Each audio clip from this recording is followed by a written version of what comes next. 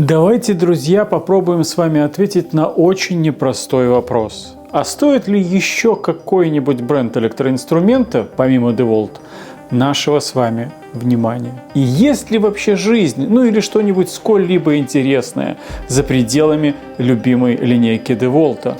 Давайте именно это с вами, друзья, сегодня и проверим. Итак, у нас сегодня это интересное поделие от Skil. Да-да, вы не ослышались, именно Skil. В свое оправдание хочу сказать, что идея обзора не моя, мне ее подсказали в чате. Я бы сам до такого не додумался. Итак, перед нами шуруповерт 12-вольтовой системы. Аккумулятор идет в комплекте, зарядка по Type-C. Давайте посмотрим, что в коробке.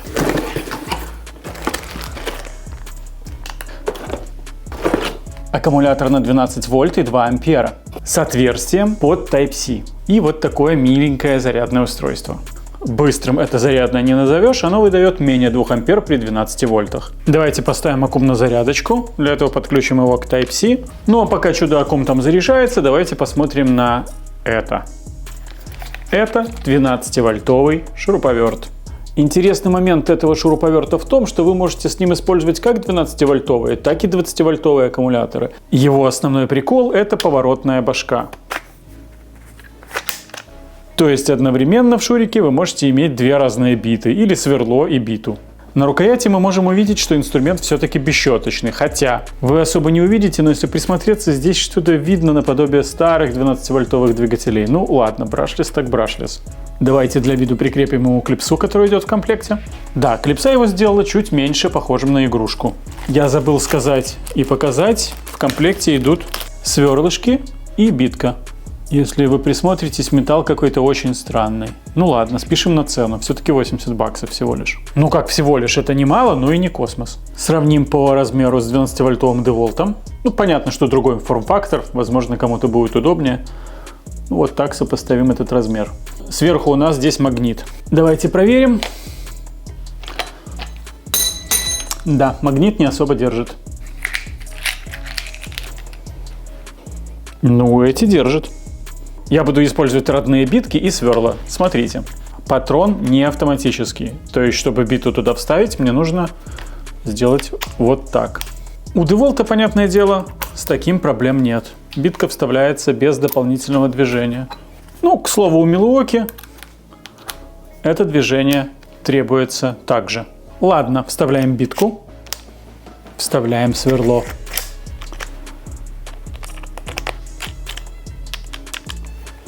Подумать только одновременно. Вот у нас сверло, а вот у нас битка. Аккумчик наконец-то зарядился. И все-таки хотелось бы заметить, да, наличие USB Type-C в обе стороны работающего, то есть на зарядку тоже, это, конечно, плюс. Вы можете достаточно эффективно заряжать от этого аккума свои устройства. Power Delivery 60 Вт. У нас здесь переключатель скоростей. Тут еще какой-то экранчик, посмотрите. Режим сверления. Сразу на максимум. И ограничитель. Какой-то аналог муфты. Ну, неплохо. С одной стороны я поставил биту, с другой стороны я поставил сверло. Ставлю на максимум и пробую. Так, за верх держаться неудобно, за низ тоже. Ручка сама по себе удобная, но здесь места для второй руки просто нигде нет. Ну, окей. Просверлили отверстие. Перевернули. Поставили шуруп.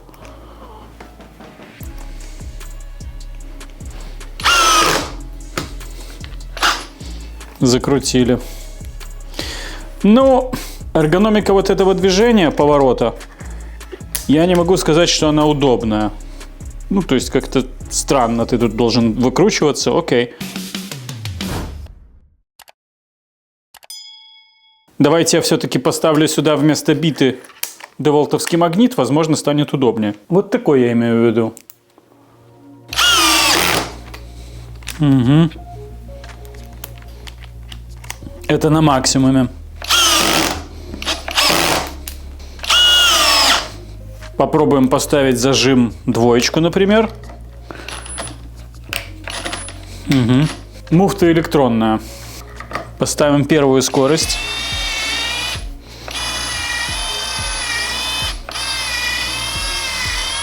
Это очень медленно. Итак, первая скорость, 9 режим. Очень медленно, но шуруп утапливает достаточно. Давайте попробуем шуруп побольше, вот такой. 9 режим муфты.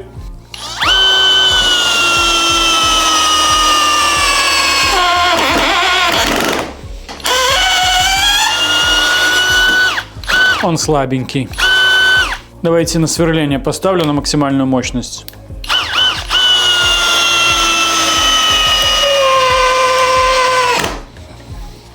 При достаточно удобном хвате вот так вот в руке работать им не могу сказать, что удобно. Начинаю понимать, что вопрос именно к форм-фактору.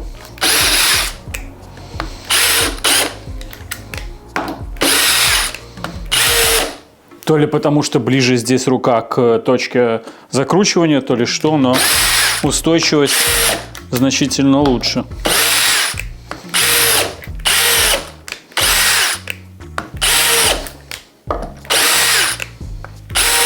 Да, друзья, рука слишком далеко от точки закручивания. И поэтому он вот так вот, можно сказать, гуляет. Движение неточное, и его норовит выкрутить.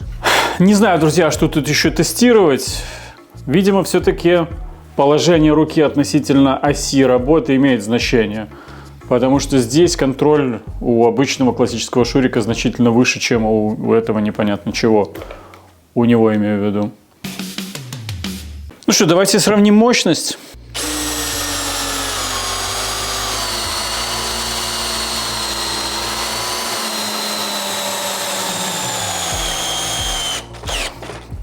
Да, легко докручивает до конца.